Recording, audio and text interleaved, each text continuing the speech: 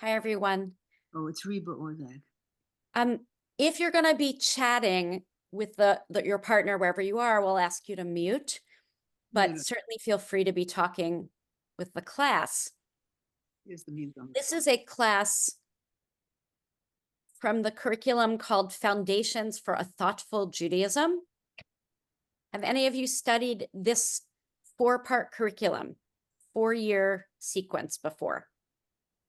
No. Judy Richmond, I thought you might have. No? I did a little bit, but not all of it. I did what was available to be taken. And Okay. hi. So I've chosen to start the year not on things that have to do with grand notions of peoplehood, but back to the self and our own faith lives, because we don't always pay attention to our faith lives. So the class is called Foundations for a Thoughtful Judaism because we're going to talk about big ideas and see where they come about in Jewish text, but then also discuss how they are in your life. So the first class, though, is not really about faith, but really about the interpretive tradition in Judaism. Someone earlier said, I haven't studied before, and some of you have studied a lot. We're going to go through 3 texts that are pretty quickly on Judaism as an interpretive tradition, and then we'll talk about faith. But before we do that, we're going to even do a little bit of get to know you, Vorspeise, very quickly, and then we'll do before we study the text, we'll do a bracha together, Suzanne.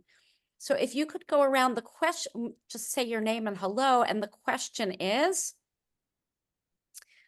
when you think about faith and yourself, what 1 or 2 or 3 words comes to mind? And I'll begin. Rabbi Andy Merrow, and I will say struggle. I'll talk with them. Can someone jump in? Or I'll call on people? Okay, Roberta. Thankfulness. Thankfulness, great. Gila? Not understanding. Great. Perfect. The Edelmans. You have to remember to unmute when you're talking. Okay. Fran Edelman, and I think of hope. Fred Hope, Edelman, I think of belief. belief. Rally Tal, skeptic. Judy. I am not actually Mark Goldfuss, but I can't seem to change my name on this thing. But I am Beverly Rubman, and I think of history and study. Judy. Hi, Beverly. Desire, longing, doubt. Desire, longing, doubt. Great. Anyone else want to jump in? I think Ellen Pristak, challenge. Challenge. Michelle? Agnostic and spirituality. Agnostic and spirituality. Stephen, do you want to say something? You don't have to. I got my mouth full at the moment. Okay, good. Ruth Gilman, and I think of Shabbos and holidays. Anyone else want to jump in? Allison Politziner, questioning. Am I on mute? No. No, you're good. And Mindy and then Eleni. I would say illogical, but automatic and comforting. Illogical, automatic, and comforting. Those are all, yeah, amazing what people are saying. Yes. My name's Eleni Litt. My birth name, my middle name is Faith. That was the name I was given, Ellen Faith Zatz. And I associate faith with trust, and it's always in motion. Is your Hebrew name Emunah? No, my Hebrew name's Ilana Yehudit. Okay. But it could be Emunah, but it isn't. Okay. All right. Anyone else want to jump in? Yeah. Arnie Landy, no faith. No faith. All right. So we're going to start. We're going to start with a bracha. The bracha is la'asok b'divrei Torah. And if brachot are something that that's meaningful to you, please join me. And if you're the kind of skeptic who doesn't want to make a bracha, that's okay as well. Baruch atah Adonai Eloheinu melech haolam asher kidshanu b'mitzvotav v'tzivanu la'asok b'divrei Torah. Praised are you, sovereign of the world, who commands us, encourages us to do acts or study Torah together. Amen. So we're going to begin with the method that I use, that most every rabbi you've met that is non-Orthodox and that is Orthodox uses, and that is called an interpretive method. And why do we say interpretive? So if you had to think about, like, what does the word interpretive method mean? What might you say? Non-literal. Non-literal. Yeah. Anything else? Questioning. Questioning. Yeah, and open. Open. All right. So Jewish tradition, at least in our generation, maybe 2,000 years ago or 3,000 years ago, it was different. But in the rabbinic notion of Jewish tradition, we have two kinds of Torah. We have written Torah, Torah shebichtav for the people who want the Hebrew, and then an oral tradition, Torah shebe'al peh. And the interplay between them is what creates the interpretive tradition with one other ingredient, and that's you. The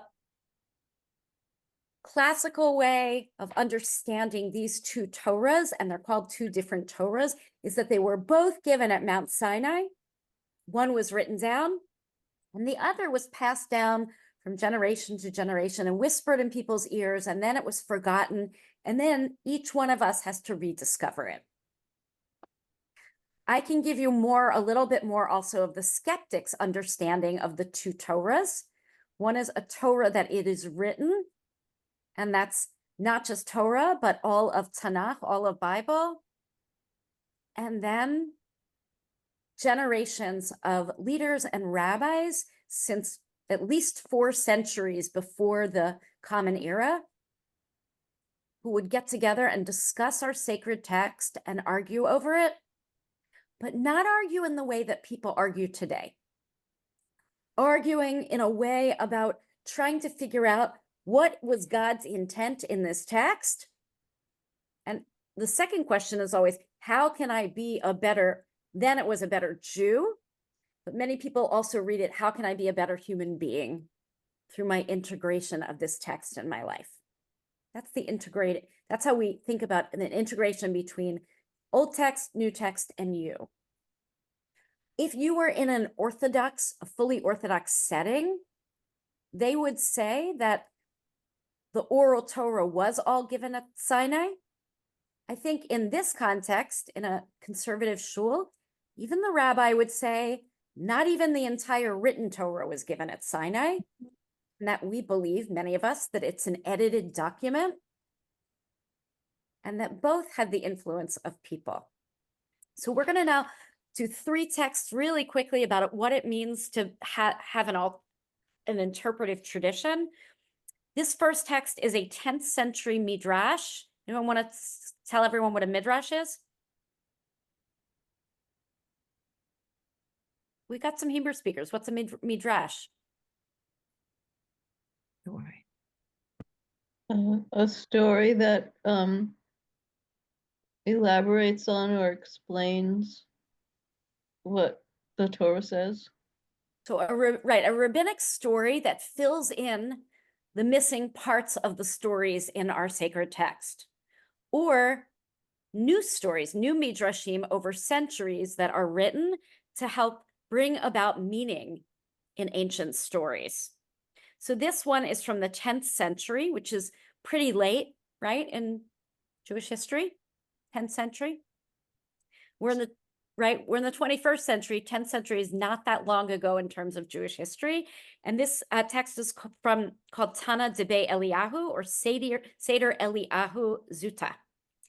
And we have the text for you both in Hebrew and in English. We're going to read it rather quickly. And so I'd love for a volunteer. You all got the text by email, but Suzanne is going to put it in the chat as well. And if we have a volunteer, if someone already put the text, printed it out, or has it on another page, would someone volunteer to read the English? And if you want to read along in the Hebrew, by all means. And if you find a great word in the Hebrew that we should all learn or know, let us know. So Linda, then Roberta. Linda, you want to read? Okay. you want me to read the first paragraph and Roberta the next? Is that? Oh, okay. So that Linda, then Roberta, then other Linda. Yes. Elijah said, but this is a story, so please try to read it as such. Read it as a story's being told. We're going to learn a lesson from it. So, once upon a time, when you imagine you're telling your children or grandchildren a story, so with a little bit of emotion. Elijah said, once, as I was walking along a road, a man accosted me. He came at me aggressively with the sort of argument that leads to heresy. It turned out that the man had scripture, but no Mishnah. He asserted, scripture was given to us from Mount Sinai, but not Mishnah. I replied, my son, were not both scripture and Mishnah given by the Almighty?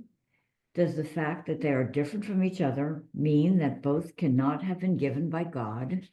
So just as a clarification, it is my understanding here that Mishnah is not speaking about the book called the Mishnah edited in the 2nd century.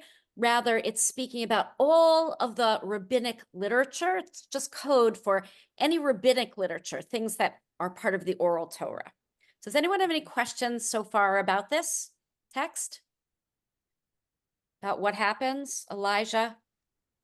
Right? When you pull in Elijah to a text, you're going to have some big outcomes, right? Elijah's the one who gives us big messages. So now we have a question. The question is, wait, aren't there two kinds of Torah? Aren't they both equal? Weren't they both given at Sinai? So now we're going to hear a story about that. They offered a parable to elucidate this point. What is this like? Like a mortal king who had 2 servants, both of whom he loved completely. To one he gave a measure of wheat, and to the other he gave a measure of wheat. To one a bundle of flax, and to the other a bundle of flax. What did the clever one of the 2 do? He took the flax and wove it into cloth. He took the wheat and made it into fine flour by sifting the grain and grinding it. Then he kneaded the dough and baked it. Set the loaf of bread on the table, spread the cloth over the bread, and left it to await the coming of the king. New paragraph? Or anyone have any questions or comments about this beautiful little parable? No? Okay. Should I The full continue? one. Linda Oppenheim and dogs. But the foolish one of the 2 did not do anything at all. After a time, the king came home and said to the 2 servants, my sons, bring me what I gave you. One brought out the loaf of bread baked of fine flour and with the cloth spread over the bread. The other brought out his wheat in a basket with a bundle of flax over the wheat grains. A shame, what a disgrace. So too, when the Holy One gave the Torah to Israel, God gave it as wheat to be turned into fine flour and as flax to be turned into garments. Okay, I love this story. What is, someone want to explain what the message is about Torah here and Torah and human involvement? I see it as humans being the partners with God, that God gave the essentials for life but human activity is necessary to turn it into really useful, practical, applicable applications. And by life you mean Torah here. It's really this is about the Torah text, and right, if you don't put the human endeavor into Torah, your mind, the mind of each generation, God in this paragraph is going to say back, what a waste, what a shame. I was going to say that each generation is given the Torah, and how we study it and take it into our lives are the way we will go on studying it. Otherwise, we might lose it. Right. I mean, this Midrash is an indictment of fundamentalist reading of Bible. This is an indictment of reading law as original intent. Then if you want to make a parallel into legal theory, this is the literary theory of Jews. Even the most religious Jews you know believe in an interpretive tradition, that it's going to evolve and evolve. Michelle, I think you had a hand up. Did you? So, similar to what Fran said, that unless you make it part of the fabric of your everyday life, it's meaningless. Amazing. So that's the second part of bringing it into one's life, is actually wearing the garment. And it would be leaving the wheat, not looking at Torah, not having Torah inform your life, and then making a garment out of it, or making the bread out of it. Then maybe you make the bread or you make the garment, but you neither eat the bread or wear the garment, if you want to take the metaphor a little further. It's lovely. Yeah. I think another point is Arnold, and then Robert. Bob. Another way of saying it is that just reading Torah is meaningless unless you interpret it and put it into action. Put your interpretation into action. And that gets back to, there's another argument between the rabbis where one said that, the question was, what's better, study or action? And I think it was Rabbi Akiva said that study is better because then Talmud, you study Torah, and maybe, right. And then you turn it into action. Right. Talmud, mevi liadei ma'aseh, study will lead to action. Here, it's even more elemental. It's that if we've just studied Torah, but without interpreting it, just parrot Torah back, then we haven't actually studied Torah. We've only gotten half of it. Interesting. Anyone want to say anything about this? And is this how you always assume? A lot of you are people who studied, some are people who've not. So Bob, and then Mindy, and then we'll go on.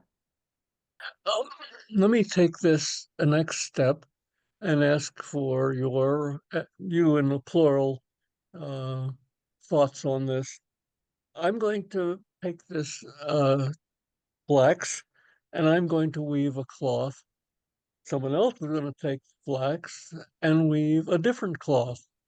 And someone's going to I'm going to make rolls of one kind, and someone else is going to make bread of another kind, which means, and following that, they're all done with the light of heaven, perhaps, but in any case, it means that moment you allow for interpretation of what is said, you're immediately getting a diversity of opinion, and they're valid so long as they meet the constraint of for the sake of heaven. Right. So Bob, did you read ahead in the text? No. Because the fourth text that we're studying tonight is precisely exactly what you said, in the words of Rabbi David Hartman, Zichrono Livracha, that the interpretive method means a diversity of opinions. And really, studying Torah is living in a world of pluralism of opinion. So, yes. He sent me a message, actually, from the beyond, as some people would believe. Yeah, Hartman, good. Who else? There was one other person who wanted to go. And then we're going to do like my favorite, little story. Mindy. But I have to say it was not anywhere near as profound as that. But I was just thinking as an example in general life that if you give a person a gift, your intention is not usually to have them keep it in the box and put it on a shelf and never touch it. You want them to, you thought about it, so you want them to have it, and you want them to do with it what you think it ought to be done or what they think it ought to be done with it.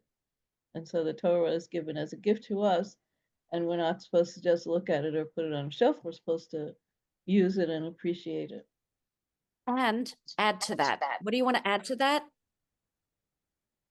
It necessarily changes. The bread doesn't look, taste, or feel like wheat. It's a whole new endeavor. It's a whole new product. It's a whole different thing that once you interpret Torah, all of us, once the rabbis interpreted it through the years, it should come out looking different, or at least through this Midrash believes that. Beautiful text. Let's go on to, does anyone have anything else to say? If not, we'll go on to the next source. And does anyone have any questions or comments? Okay, are we going too fast for anyone? Yeah. The question was, Fran. can we study the Torah, and I hope, without knowledge of Hebrew? Well, absolutely. Will it be as rich? No. But you can study Torah in whatever language you know. Okay, so we're going to source 2. This is a favorite piece of Talmud. Rav Judah, Rav Yehuda Amar. So this is a lovely story. Who wants to read this story about Rabbi Akiva's Beit Midrash?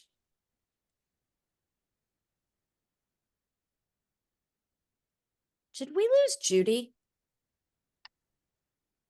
No, is Judy here? Did we lose her? No, I'm she's here, but I think you're asking about another Judy. No, I was asking for Judy Shapiro. I just wanted to make, I didn't see her, but now I see her.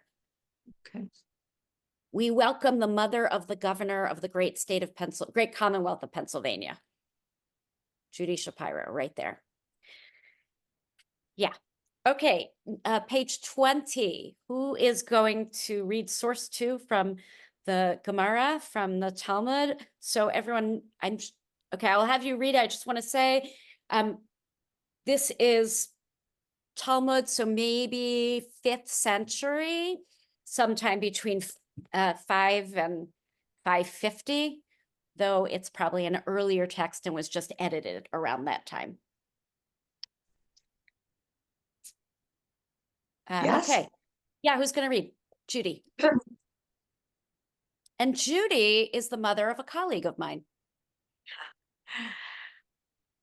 Rav Judah said in the name of Rav, when Moses ascended on high, he found the Holy Blessed One engaged in adding crowns to the letters of the Torah. Said Moses, Lord of the universe, who compels you to do that?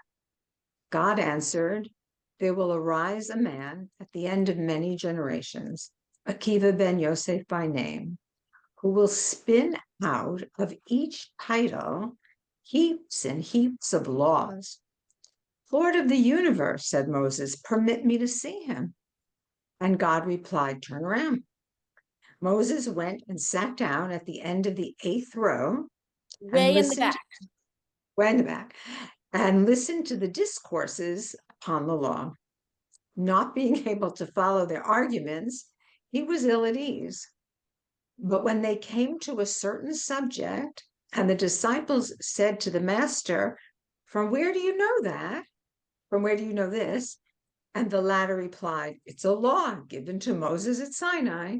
Moses was comforted. So I there's love a that text. text. There's a classical halacha leMoshe miSinai. This is a law given to Moses at Sinai.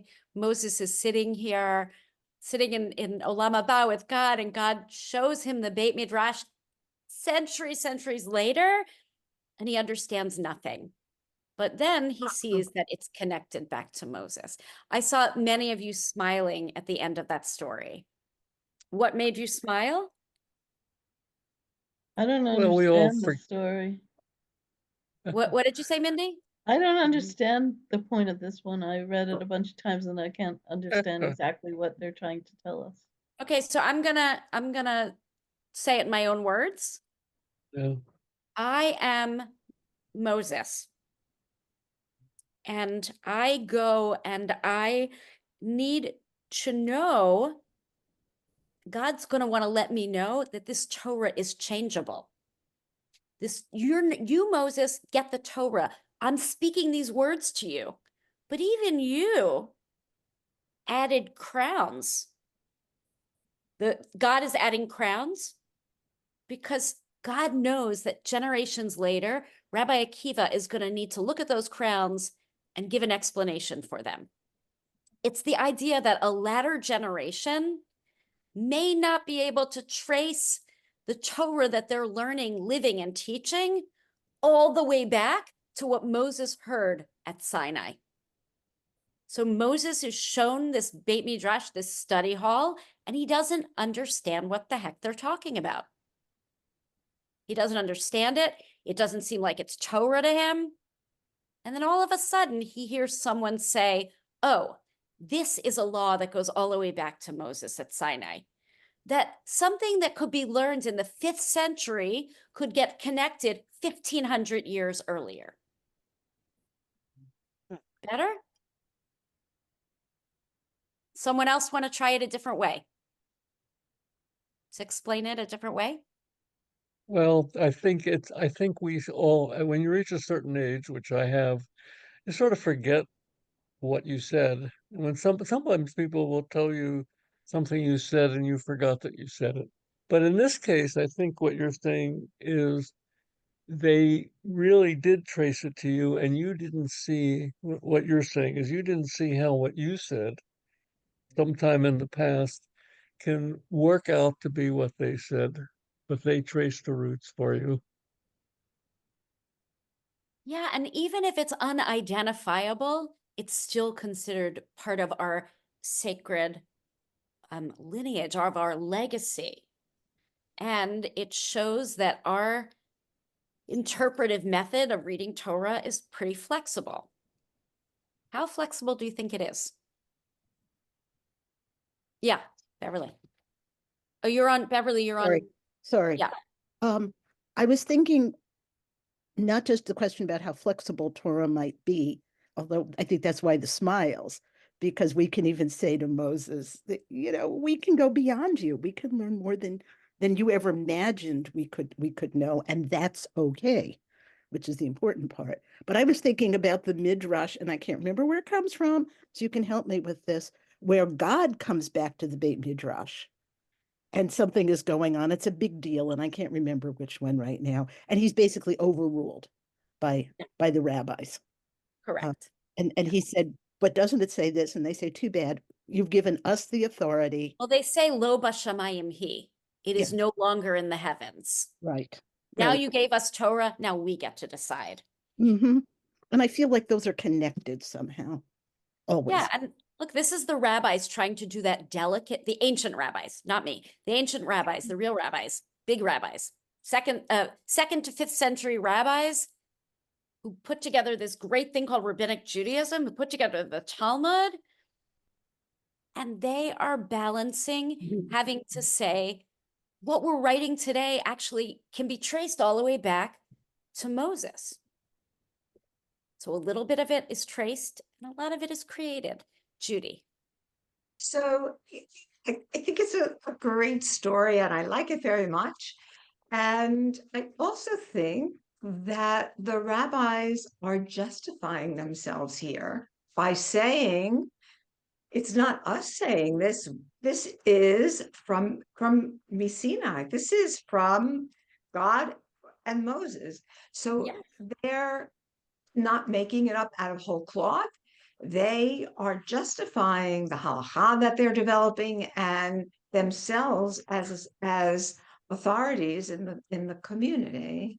Yes. And the classic text of that is, how many of you remember the beginning of Pirkei Avot, of Ethics of the Fathers, ancestors? Moshe Kibel Torah mi Sinai. Moses gets the Torah from Sinai and then passes it down and down and down and plays whisper down the lane and keeps passing it down. That's a political statement. That statement is in the Mishnah to give the rabbis the ability, the authority to say what we're doing is Torah. We can trace it all the way back. But it's also giving, this story is giving us a reminder that really the rabbis who came up with this idea of interpreting Torah, they had to practice this. They were not living in the same way that you don't live Torah in a literal way. They weren't stoning their sons, right? They weren't killing people in 4 different ways. They didn't read Torah in a literal way, but they wanted their non-literal reading of Torah to somehow be authoritative. And it has become, for those who want it to be, right? For those who buy into the system. Yeah, Janet. I think what this is saying to me is that all the different versions of Judaism that we see in the world today are all correct. That there's no one right way of being Jewish. Well, that's, I hear you say that, and I think that Bob Karp was intimating that as well. I don't know that this text goes as far as that. I think that Hartman will. I think that this text is a little bit more, is closer to saying all the interpretations of Torah are right, but it's not saying you can throw the Torah out. Well, but I'm not saying that either. I'm saying, like, are the Ashkenazi better than the Sephardim, for instance? It's just another interpretation. But you know what it is saying? It's saying that Jews who study Torah are better than Jews who don't study Torah. That it is saying. I mean, whether you believe it or not, it is putting a valuation on not just studying, but adding to. That you, Janet, and you, Michelle, and everyone on here is part of that interpretive tradition. That for Torah to actually be Torah, you have to add your 2 shekels into it, right? I think it's the whole paragraph is a justification of interpretation. Yes, that's Why exactly we what it do is. that? Because hints of that was given in Mount Sinai. Yes. And what you do with these hints is up to you. Yes, and we're only studying this for the very first session together so that we get an understanding of how text study is done.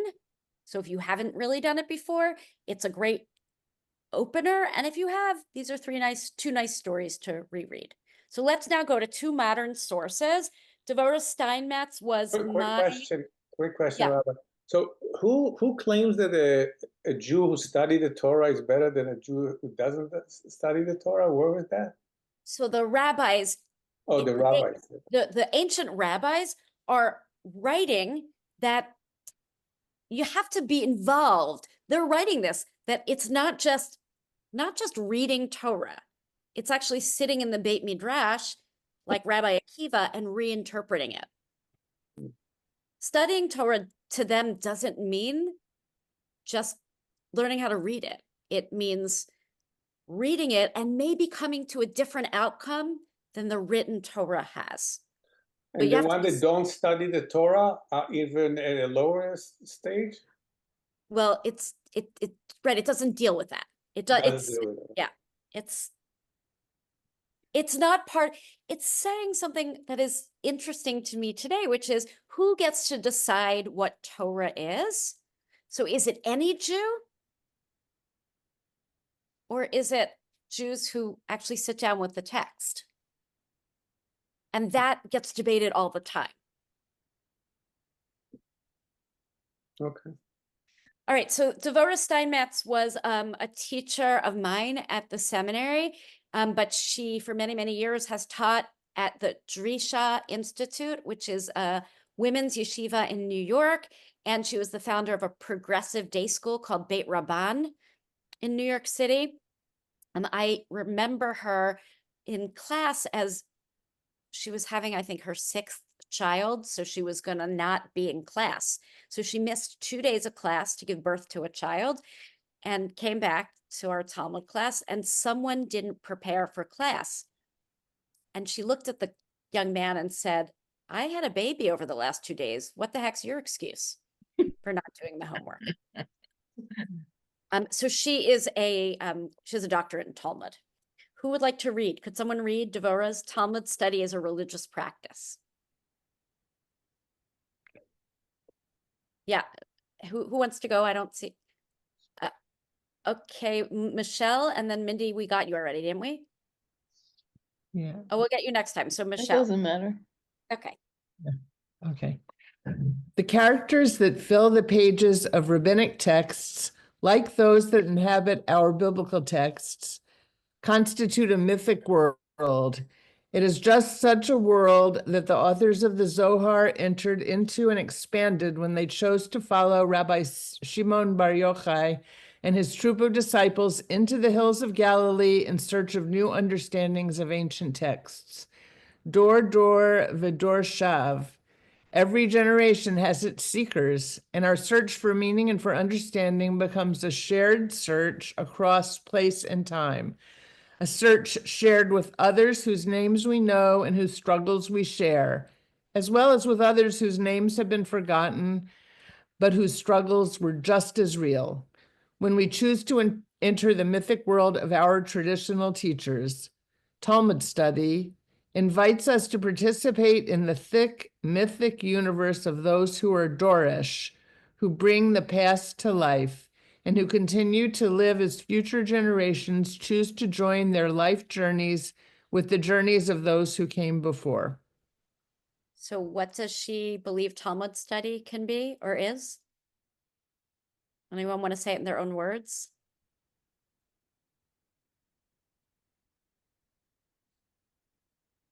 I like to think about it as, you know, how many of you read Harry Potter to your kids or grandkids? So Harry Potter is a different world, and it has all its own characters, even Quidditch, its own games, right? But once you're in the Harry Potter world, you live in that world and you believe the characters. They come alive for you. So too when you're studying Talmud, except these are not just characters in a book that whatever Rowling wrote, but a series of 63 books that our rabbis wrote over 5 or 6 centuries. And you're jumping into that world and their characters. It's like a modern day, I call it, studying Talmud is a little bit like going to Disney World for Jewish educators. You're jumping into a world with its own set of characters, its own way of reading, and its own way of interpreting. But you're doing that, the person who wants to study text in an interpretive way, because we want to connect ourselves to the past, use what our past wise people have thought about to find maybe answers for our challenges today. Anyone want to say anything else about her text? Well, the word search is what's in there, and that this say everything, right? You search, you search, you search, you search. How do you do that? You go back to learn what other people say. You say your own thing, and go on, and that's the searching. So yeah, and it's really, this is just a validation for why do we study Torah by caring what Rashi said, what a rabbi who made wine in 11th century thinks. Because no, I would say it's very different than your analogy with Disney World, because I think Disney depends on your accounts, on your recognizing the figures and knowing who they are and already being invested in them when you come there. That is supposed to be part of the experience. Whereas for us, approaching Talmud can be very mysterious, something that is difficult to penetrate until you begin to learn how it's done. So. Okay, I apologize, and I will say for me, it's like Disney World, because for me, it's going back to the cast of characters that Devorah Steinmetz and others taught me, and that once you're in the world for a while, oh yeah, I know who Shimon Bar Yochai is, and I know who this one is, and that one. And so yes, we're both right. All right, let's go to David Hartman. David Hartman, this book is on my shelf in my office. If you want to borrow it, it is wonderful. A Heart of Many Rooms, Celebrating the Many Voices Within Judaism. He was an Orthodox rabbi, but really the most open guy you've ever met. So Mindy Langer, you want to read it?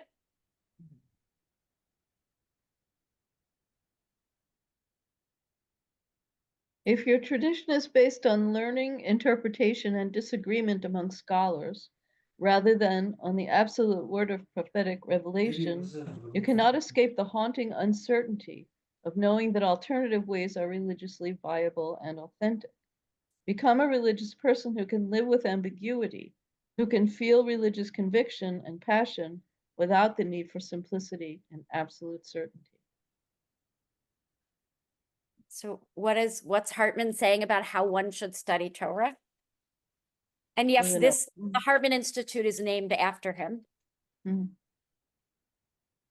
It's messy, and you just be open to it all. Approach it with approach it with an open head, open heart, and lots of ways of learning. And lots of outcomes. Disagreement is a good thing. Yeah, and like, yes, disagreement's a good thing. And like Bob said, lots of different diverse opinions on what any part of Torah can and should mean. Having doubts is okay, I guess. Yes. Yeah. Most of the rabbis in the Talmud have doubts, or many of them. There's a great story. Have any of you read the book As a Driven Leaf? Yep. So if you haven't, read it. It's so beautiful. Milton Steinberg. But it tells the story about a rabbi who ends up not believing. And it's a model of belief is difficult. And that's a great segue. Thank you, Relly, because it's a great segue into faith and discussion about faith. But first, I'll go back to Bob and anyone else who wants to say or add anything. Oh, it just reminded me of a friend I had at work who was born in Lithuania, German mother, Lithuanian father. Long story. In any case, his wife was Jewish, and he was the father in a Jewish family, non-Jewish. And he decided in his old age that he would be Jewish, not really to be buried with his wife. And he went to a rabbi and told him he wanted to convert, and that was the reason. And the rabbi sent him away. So he went to another rabbi who said, well, that's okay. I don't think Ray maybe he was looking for an excuse. He said, by the way, Rabbi, I don't believe in God. And the rabbi told him, this is for you, really. God's existence does not depend on whether you believe in him or not. So he went through with it. He did go through with it then. Yeah, it's actually quite an interesting question. I've had people ask me, we've been doing a lot of conversions recently. I mentioned that in one of my high holiday sermons, that there are people coming out of the woodwork who were living in Jewish families, or I'd say living Jewishly adjacent, who've decided they want to become Jewish. It's such a beautiful thing in the last many months. It's the only positive one can see about the Jewish people having a war against them is that people who love Jews want to be Jewish, want to identify with us. So interesting. And so I was on one of these Batei Din, one of these rabbinic courts. It wasn't my student, but it was someone else's student. And the rabbi called me first and said, will you be okay sitting on a Beit Din for someone who says they don't believe in God? What would you all say? I'm not going to tell you what my answer was yet. What would you all say? I'd say they're more honest than a lot of us. Yeah, I said, of course, because I don't think that, I think most of us are, or most people are skeptics. So, yeah. Maybe over the years of study, his opinion of bringing God into his life may change. Right. I will say that I know that none of my Orthodox colleagues would convert someone who says that, but I believe that we are more than a religion. Do they We are ask the question, or he just volunteered to say that? They don't ask the question. No, they ask the question. They ask this Yeah. question. Oh, no. Yeah. Yeah. Yes. Rabbi, Janet. yeah, I just wanted, I have a friend who was in the hospital, Jewish, and a Chabad rabbi came to visit him. It was around Pesach. And my friend said to him, I just want you to know, I don't believe in God. And the Chabad rabbi said, well, then you're lucky you're Jewish. You don't have to believe in God. Yeah, I mean, I will. That's lovely. One of the answers I usually give when someone says that in a hospital room, because that happens a lot to clergy. And so one of the things I say back is, okay, tell me about the God you don't believe in.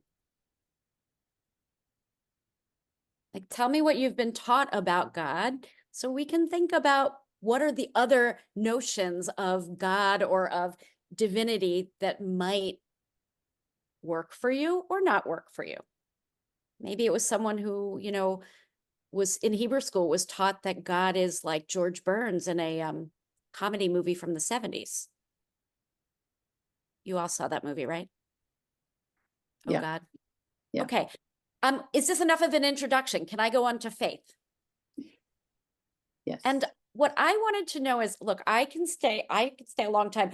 How long did people think they were staying? I have in my book that I can stay from 7 to 9, but you may think it's only 7 to 8:30. What is your thought? When do you want us to be done? And by the way, at the end of class, I'm going to stay on for anyone who just wants to talk about how they're feeling about the world, but not now. So you can private message me and we'll see if there's a natural ending time before or after, okay? So I want to introduce this idea that we don't often talk about faith. And in fact, usually our Christian brothers and sisters have more conversations about faith. And even in Christian seminaries, they have something called faith formation, where they work on someone's faith. We generally assume it. I mean, for those of you who are Hebrew school teachers or were, how often do we ask our kids about issues of faith? Not often. Not often, not often. No. So maybe for our generation who likes to study, we can think about faith in a couple different ways Jewishly. So what we're going to do is we're going to study one biblical text that will be really familiar to you if you were in shul last week, or just really familiar to you. And then we're going to study a couple different interpretations of it. But I'm going to give you the Vorspice of what you're going to hear so that you can have it in the back of your mind. One way to faith is a discussion about the centrality of the journey. What is your journey to get to faith? Another one, a different way of thinking about faith, is about coming to a belief in something through your independent reasoning. For those who are rationalists here. And then an entirely different way of thinking about God is the more Heschel's view of experience. And within Jewish tradition, you can find people who believe and have a belief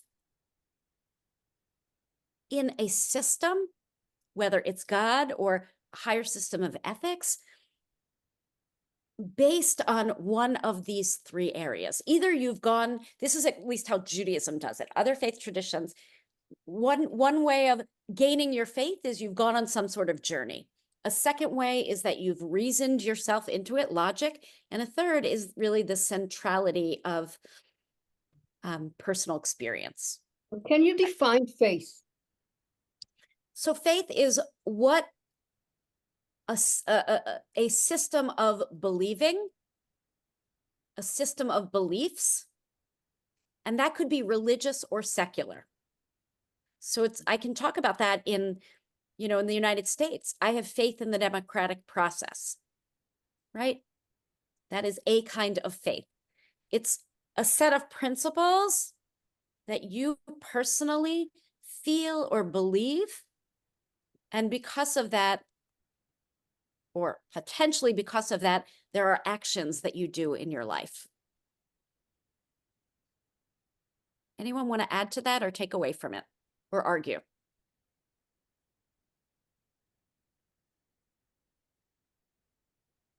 So what associations do you have with faith that are negative or positive? And I am going to start because when I was preparing for this, I realized that most of my associations with people of faith are kind of negative. And that's terrible because I believe that I'm a person of faith. But living in my context, in our context in the United States, the faith community writ large, for me, the American faith community, not the community I live in or you live in, but a faith community that is strong in America is, fighting for things that I don't want. So when I think about faith community, that comes to mind as a negative. A fundamentalist view, that comes to mind as negative. And then there's all the positives, which is all the reasons why I live the way I do, observing Jewish law. So what comes up for you? Negatives and positives when you hear faith community or faith. Fran. My faith was really questioned when I guess I was in high school or in college when I really found out that the Holocaust did happen. And that question is, how did God allow this to happen? So you had at that point a set of faith principles, and Gil, I hope this will explain it better, a set of faith principles that dictated to you that God intervened in the world always and would stop negative things from happening. That's was a system. Big negative thing. Yeah. I don't mean a sore throat or that someone's death. I mean. Oh, no, the Shoah, I get it. The Holocaust, the worst of the worst. Right. Okay, who has some positives? I mean, I'll do the positives too, if anyone wants. Allison. There's like faith in love, faith in friendship, faith in community. Well, not community is different. I guess faith in some of it. Faith in oneself. Okay. As far as I go. I also think it could be faith in each other, faith in our fellow man, faith, and on a smaller level, faith in the doctor that's treating whatever ailment you have. So but that's not faith, that's trust. Well, then why aren't they? But I mean, maybe they could be interchangeable in some way. No, they can't be, because faith is about a belief in a system of values. Without proving. What'd you say, Gila? Without proving. Without proving. Proof. Right. There's no way you have proof. Right. That's the very different from trust. Right. I trust you until I don't trust you because you prove me wrong. That's different. Now, I'm going to go back to Fran's example of the Holocaust, and then I'll get Beverly and Judy. So Fran's example of the Holocaust, that because I hear that so often, and those of us who are Holocaust educators hear it a lot. And guess what? For me, it never came up because I never had the theology that God was going to intervene. I was lucky that the people who taught me about what God could be in the world taught me that that probably wasn't how God worked in the world. I guess I was very influenced by Rabbi Kushner. When bad things happen to good people, I'm sure you've all read that book. Mm-hmm. And if not, you understand the principle behind it, that God isn't the Santa Claus figure that we ask for something and then it happens, but rather God starts the world. And then we have all that evil that happened in the Holocaust done by other human beings, or evil that we do ourselves, even today. I mean, the But yes. Holocaust can be extended even to today's events. How do you square El Achum v'Chanun with what happened in October 7th, for instance? That's a tough one. How is it an El Well, Achum v'Chanun?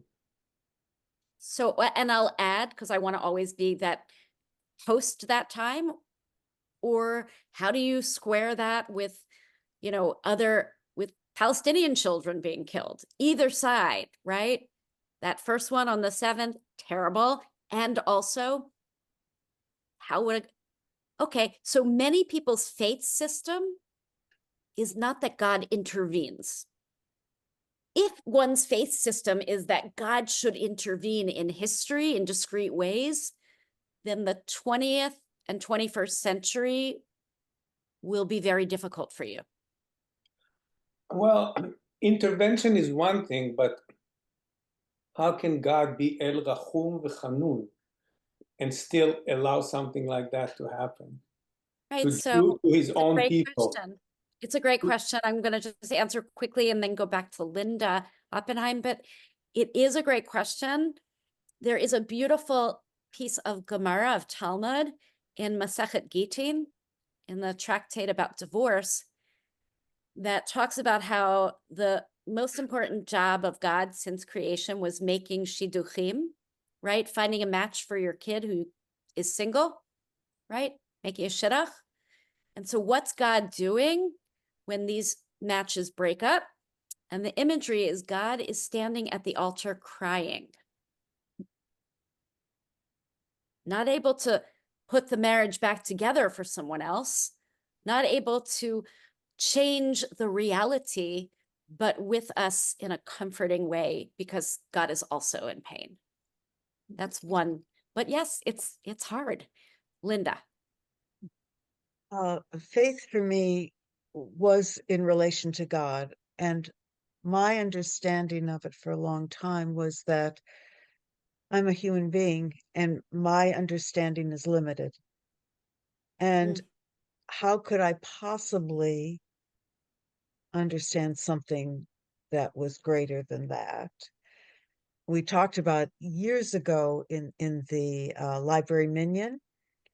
And the next time we met, Shoshana Silverman brought me a quote from a Hasidic rabbi that went, "I couldn't believe in a God that I could understand." I'm going to throw out a few questions for you. We may not answer them because I'm going to throw the questions out for you to Beverly. Sorry. Okay, I just wanted to add in something about faith community, because I'm an interfaith chaplain.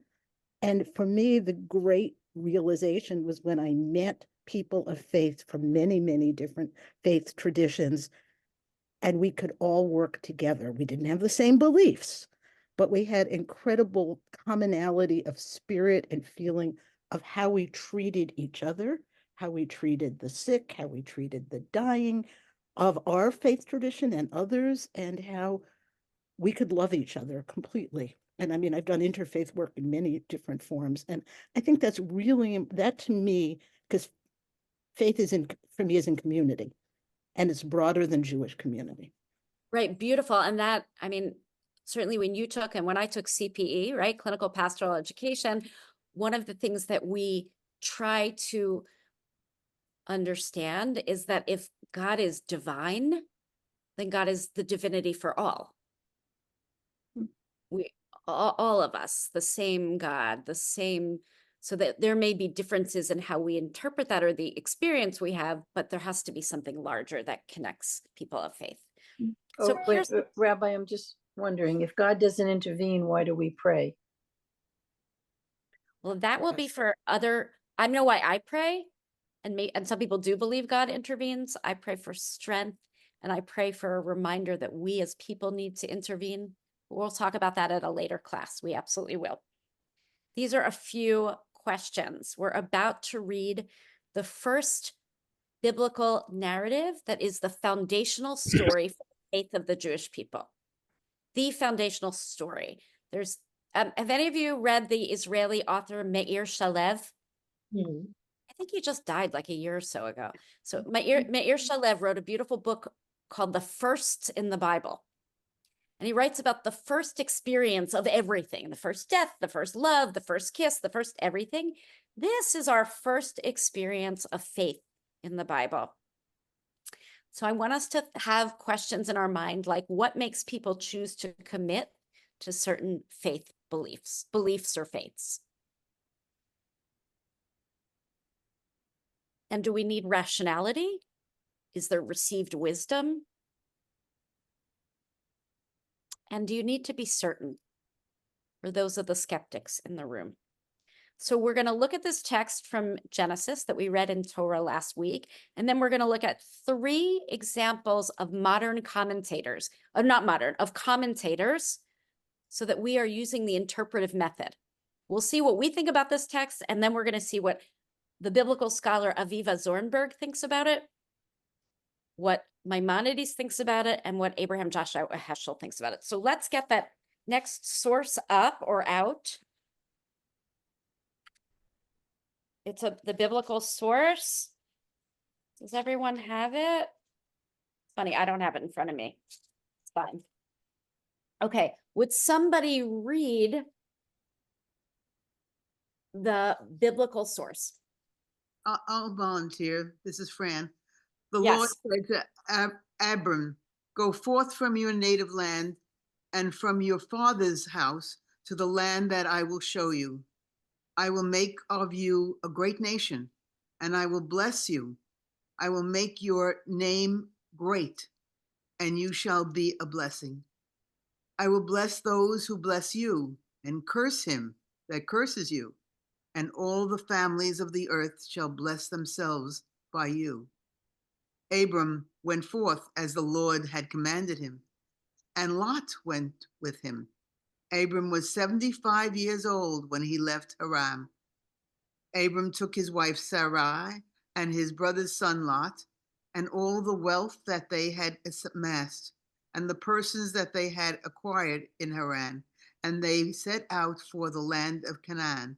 When they arrived in the land of Canaan, Abram passed through the land as far as the site of Shechem, and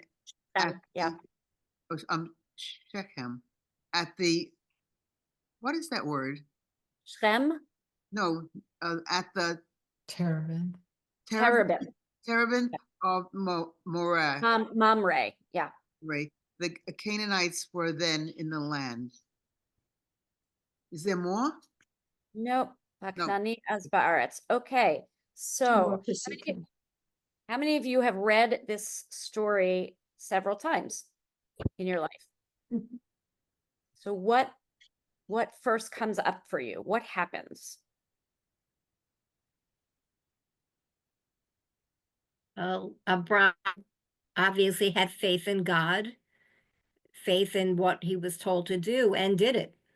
And he had to have had faith to go on that journey. What does he be? Okay, he has some kind of faith to go on a journey, and we don't know where the heck that faith comes from. We're not told. Yeah, Judy. So if it happened today, we would call him psychotic.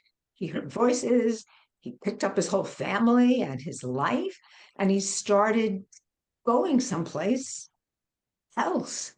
And so it's just an extraordinary moment that something like that could happen to somebody. I can't myself imagine having faith like that I would hear God or have this belief, and I would pick up my life and my family and just take off. So I think it's extraordinary.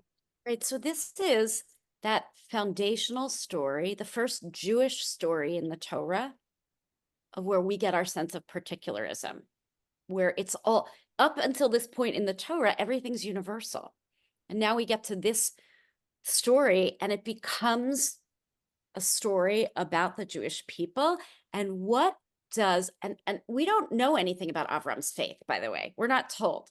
All we're told is that in order for him to become the Avraham, in order for him to get the hay of God's name, right? Abram's name was changed. It's changed to Avraham because he has a sense of godliness, where he recognizes God. And what's he told to do? He needs to go on a journey. This is the idea of you gain faith, any kind of faith, by leaving what is familiar to you, leaving what is comforting to you, and going and discovering something else. So you are now the interpreter of the text, right? What is familiar to you? What do you notice?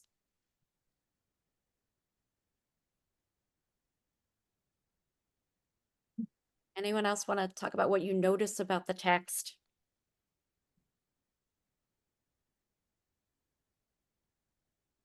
I noticed something on it. It's kind of a test of faith because he doesn't have to go on this journey. He's choosing to do it. Right. So we even said in Shul this week, this is one of the classical tests of faith, and he does it. But it's also giving us that sense of, to show one's faith, you go on a journey, or maybe he will get the faith by going on this journey. Where does he have to leave to go on the journey, by the way? Familiar. Someone read it in the Hebrew. It's really better in the Hebrew, this one. Me artsecha. So an Israeli, translate artsecha. Your country. Okay, and then the next word's harder. Mi moladetcha. Where you were born. Mi beit avicha. In the house of your father. It goes from the big to the smaller, from the far to the nearest. Yeah, so it's interesting. Like, what's the difference between me artsecha and mi moladetcha? Artsecha can be moladetcha or can not be moladetcha. Right? Artsecha is where you live. Moladetcha is where you were born. Right. So is Avram being asked to leave two places? Yeah. Maybe he's being asked to leave also his culture. That's certainly an interpretation that some people have. And what happens after he goes on this journey?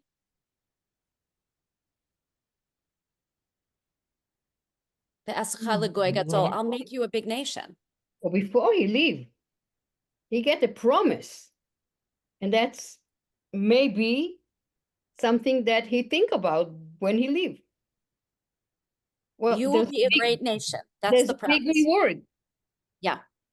And the reward is being a great nation and making your name big and becoming a bracha. Mm-hmm. And in order to get there, what do? We leave what's familiar to us. So I'm wondering, I just want to throw this out for a few moments, for any of you who are Jews by choice or have Jews by choice in your family or are in an interfaith relationship, what does it mean to leave behind something because you've chosen a new faith? You don't have to answer now, but it's a great thought process to think that we have people in our midst who actively said, I am going to reject the faith I was born into, my father's house, and I'm going to choose a different one, like Avram does. Yeah, Fran? It makes conversion and a desire to become Jewish even a bigger thing in my mind just now. Yeah, it's beautiful, right? When I always say that, like, okay, we hope all Jews are Jews by choice, but I say this thing, I like the Jews by choice always in our communities because they chose this. They went on a spiritual journey. And some of us are just born into it. Some of us struggle and some don't. I do wonder though if people all leave behind or add on to, the leaving behind is such a strong statement to go to embrace Judaism, to forget embrace Judaism, to choose to become a Jewish person. Yeah. And you build on a lot of what your parents give you, But when you're with a Beit Din, a religious court, and you're converting, the questions they're going to ask are about, are you okay not believing in Allah or in Jesus, in abandoning parts of your former faith? It's hard. There's a difference in my thinking of not believing in Jesus and giving up the whole construct around respecting a religion, even though you're not, just like we all respect other people's religion. Absolutely. But if someone is in a faith, grew up in one faith system and then journeys outside of it to another, that's remarkable, commendable, big. Conversion.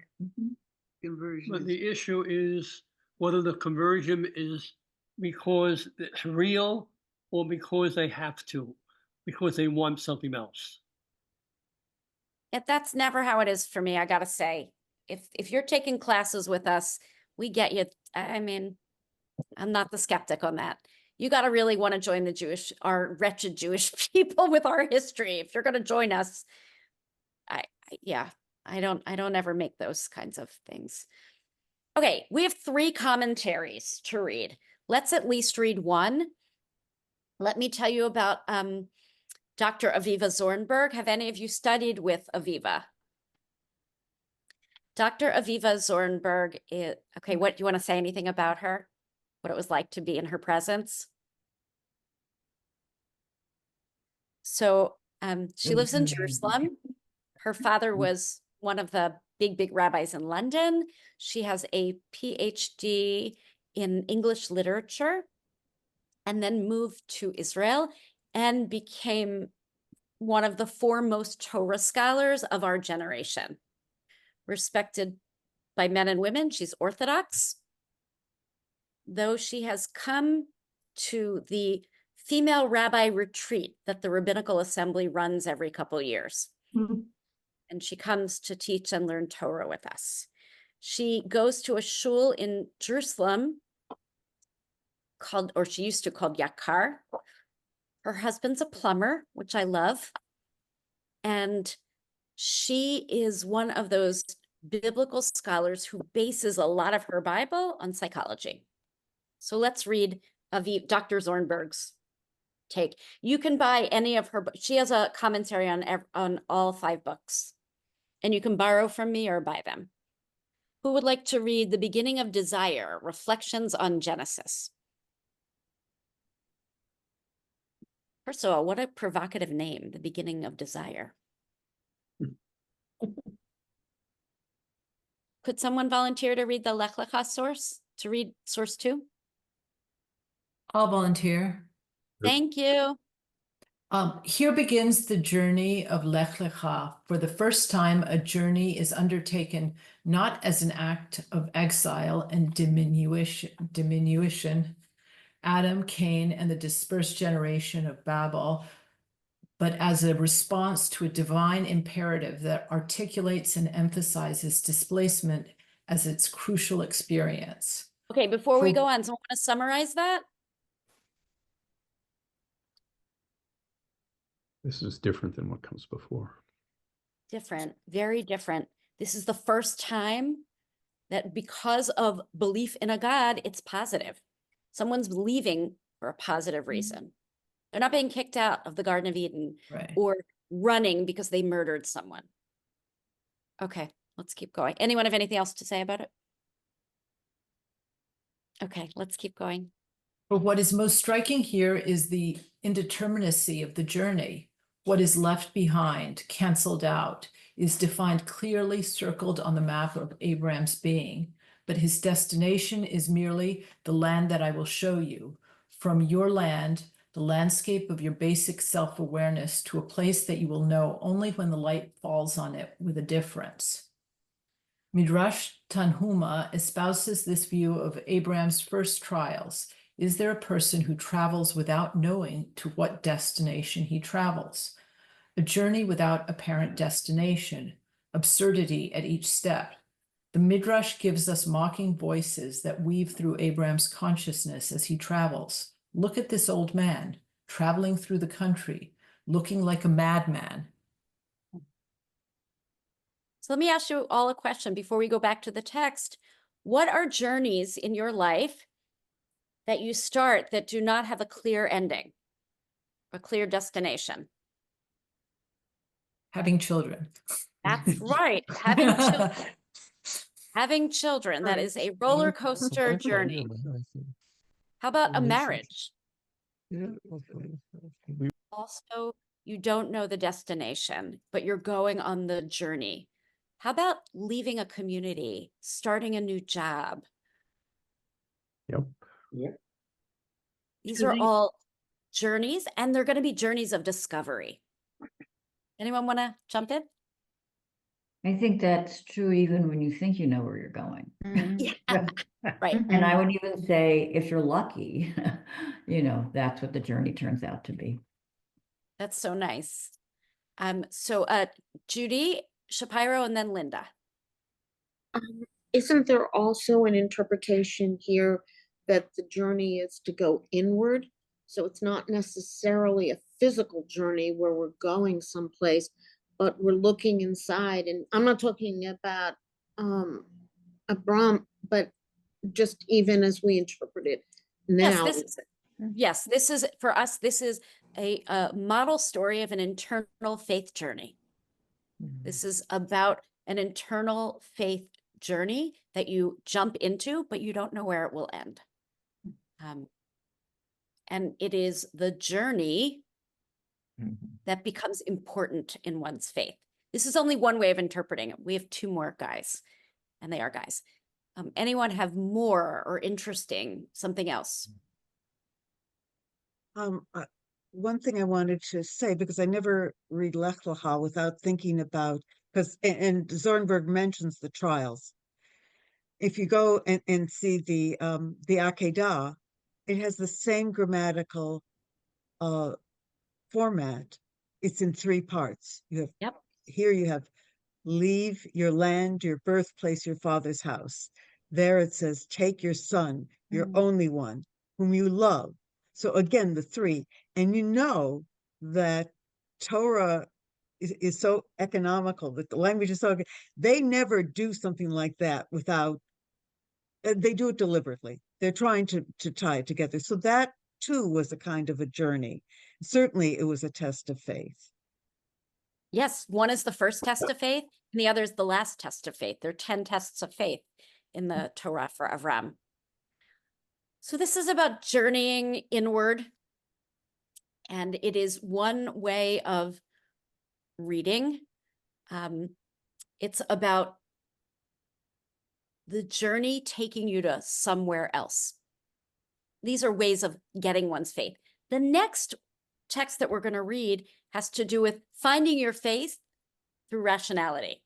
So for all you scientists and rationalists out there, let's read this Rambam, Maimonides. Who would like to read it? The wise among them? I'll read it. Thank you. The wise men among them would think that there is no God other than the stars and spheres, for whose sake and in resemblance of which they had made of these images. The eternal rock was not recognized or known by anyone in the world, with the exception of a few individuals, for example, Enoch, Methuselah, Noah, Shem, and Ever. The world continued in this fashion until the pillar of the world, the patriarch Abraham, was born. Okay, keep going. After this mighty man, I'll do it. After this mighty man was weaned, he began to explore and think. What the heck is Maimonides doing? Maimonides, a medieval philosopher, is making Avram into a biblical philosopher. He's putting his own sense of, I want to study the rational, and so I believe that I'm going to gain faith. And Avram must have gained faith through rational discovery as well. Though he was a child, he began to think incessantly throughout the day and night, wondering, how is it possible for the sphere to continue to revolve? without having anyone controlling it. It's funny that it's sphere when some people centuries later thought it was flat, right? Who is causing it to revolve? Surely it does not cause itself to revolve. He had no teacher, nor was there anyone to inform him. Rather, he was mired in Or-Kasdim among the foolish idolaters. His father and mother and all the people around him worshipped idols, and he did too. However, his heart explored and he gained understanding. Ultimately, he himself appreciated the way of truth and understood the path of righteousness through his own comprehension. He realized himself that there was one God who controlled this sphere and that God created everything. And there was no other God among other entities. He knew that the entire world was making a mistake, right? He's the first monotheist. What caused them to err was their service of the stars and the images, which made them lose awareness of the truth. Abraham was 40 years old when he became aware of his creator. How does Abraham get his faith? According to Maimonides? By Read. rational.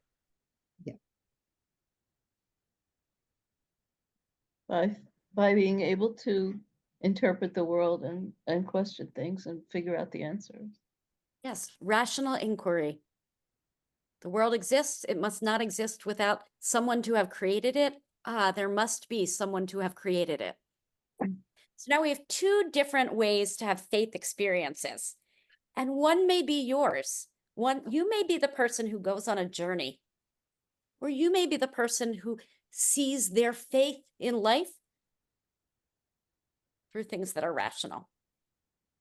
Or you may be all three. Isn't that what Einstein came to a conclusion of? Yeah. Okay, we have one more source, and this is my favorite because anyone who studies at JTS loves all the Heschel stuff. Who would like to read Heschel? I'll read it. Great. So this is going to be a different way of Jews coming into a discussion about faith. And by the way, Gila, when you said, well, what is faith? We're going to have a better answer to that at the end of this class in like 10 classes.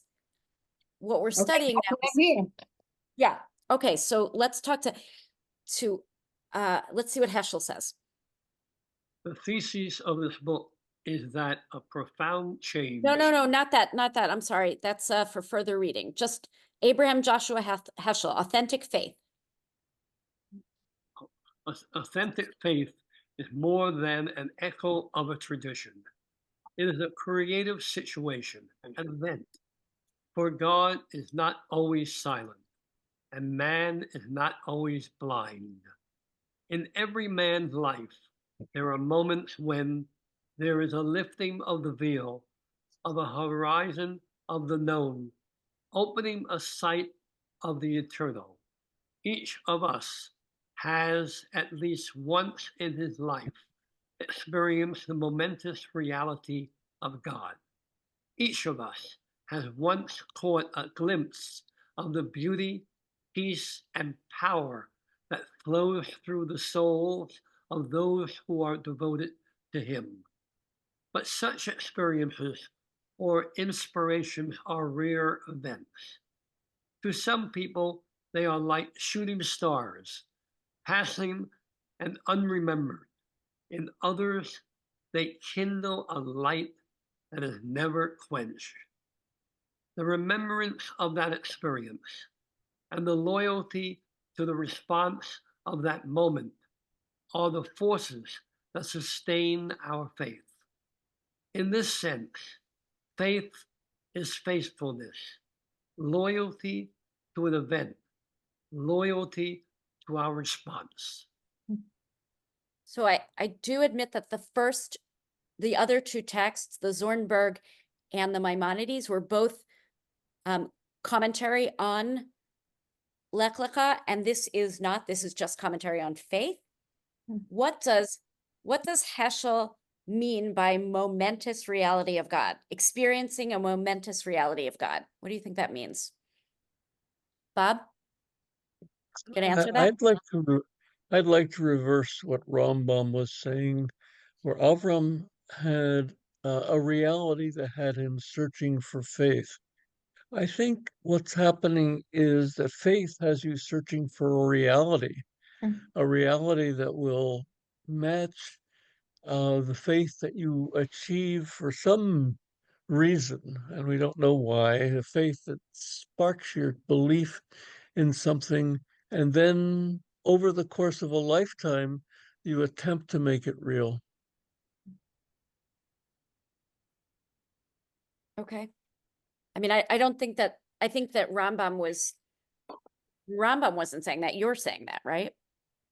Yes, I said I'm reversing the Okay, great. So I want linearity to, if of it's okay. the directionality of Rambam's comment. Okay, so I want to go back to the Heschel so that we fully understand, what does it mean experiencing the momentous reality of God? Is this what's referred to as radical amazement? Yes. You want to talk about that a little? Just like, I get it now. It's just understanding. All of a sudden, it hits you like a shooting star with a bolt of lightning. I understand. That you get it. Heschel spoke about experiencing the divine in this world in discrete moments and in existential ways, meaning I'm not going to have the same experience as Ruth or Gila. We're each going to have our own, and they're going to be hard to communicate to one another. Do any of you have examples of these that you'd like to give? Because if not, I can, but I'm sure you do. Sensing God's presence in the world.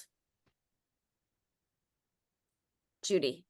Would that be, on a smaller level, like a bat kol? I don't think so. I think that a bat kol is more of a conscience. And I think this is more of a you are overwhelmed kind of, when Ellen was saying radical amazement, it's you're in nature, you're somewhere in the world, I'll give you some examples that people say. I'm in the delivery room with my daughter and I have seen the birth of our first grandchild. Radical amazement. Or I am in a mountain and I look at the mountain range, or I look at the ocean, and something about that triggers in you a sense of divinity.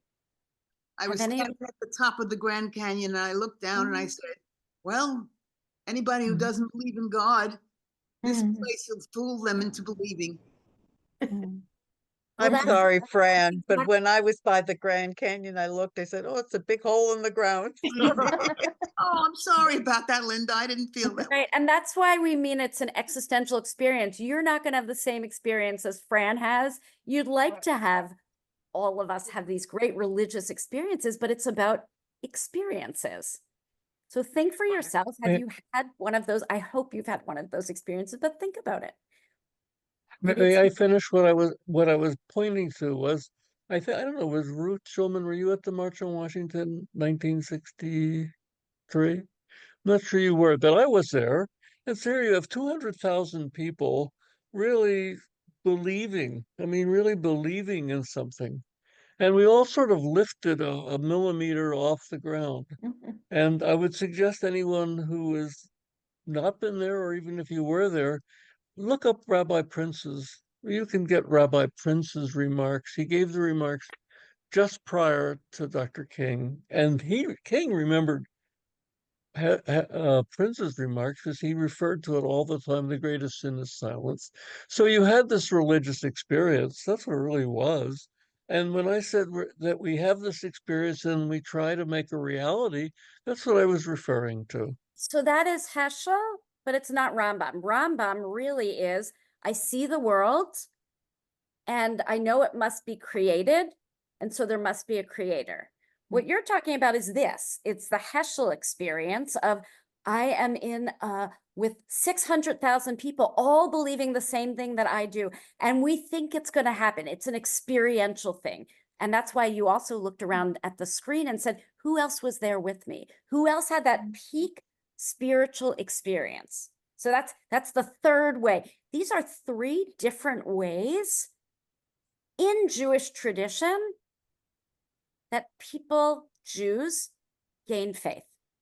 Just by summary, the first is trust and mystery. You're going on a journey, and that journey has a lot of trust because God says, Lech Lecha, go out from here and you don't know where you're going to get to, but you'll get to somewhere. Other people live in the world of rationality. I don't know if we have some scientists here, but there are scientists who really say, I see God in the atoms. Mm. And then there are those of us who say, wonder at the world, either at being in an uplifting experience, like being in a march on Washington, or seeing my child born, or any of those other peak experiences. So when we say, how do we get faith? Those are three different ways that Jews historically have found moments of faith. What I'd ask for you to think about between now and next week is, do you categorize yourself in one or in all of them or none of them? Have you had times in your life where you've gone on a journey? We're not going to answer it now. It's to think about for ourselves. Have I had times in my life where I've gone on a spiritual journey, where I've ended somewhere different than where I began? And or have you also had an experience of, I see order, I see cosmos in the chaos of the world, I see order, and that's why you believe there is a God, because someone had to create all of this intricate workings? Or have you had the luck to have the incredible experience of being on a march on Washington? You know, Bob, I think about those marches, and I remember when I was a little girl, my father took me to them, and I was on his shoulders at the pro-choice marches in DC and at the Soviet Jewry marches. And I can't believe where we are thinking about both of those topics right now. Terrible. But those experiences of being with hundreds of thousands of other people who believe what you do, yeah, that could be a peak experience. Having your first aliyah as a Jew, that could be one of those experiences. So my question and my hope for you over the next week is to study these again. Go back and read the source. I don't have an answer for that. Is there something else I can help with? My Siri, I can't get her off.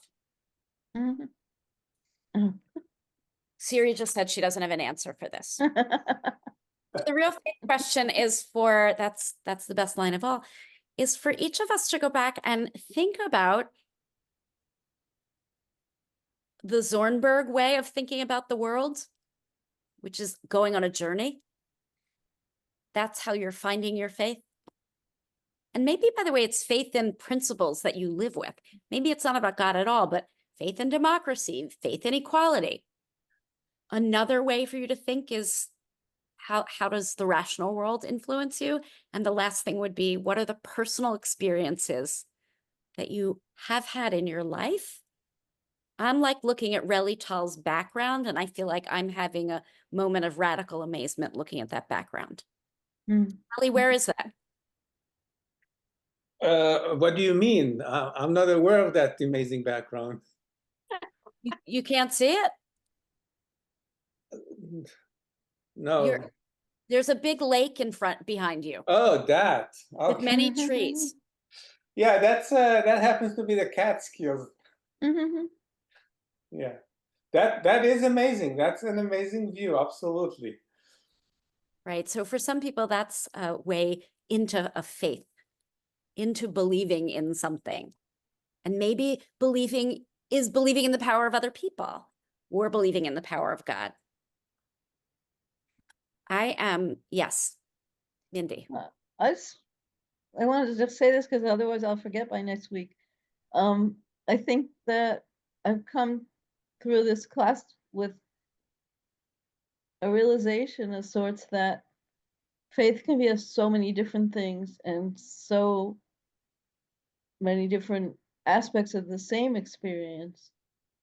But what it isn't, at least as we've defined it, is it isn't blind belief in dogma.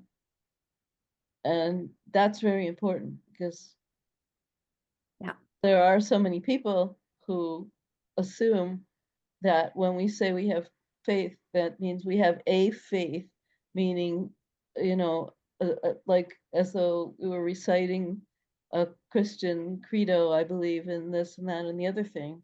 And we don't do that, at least in our form of Judaism, we don't do that. And I think that's just a very valuable thing to realize.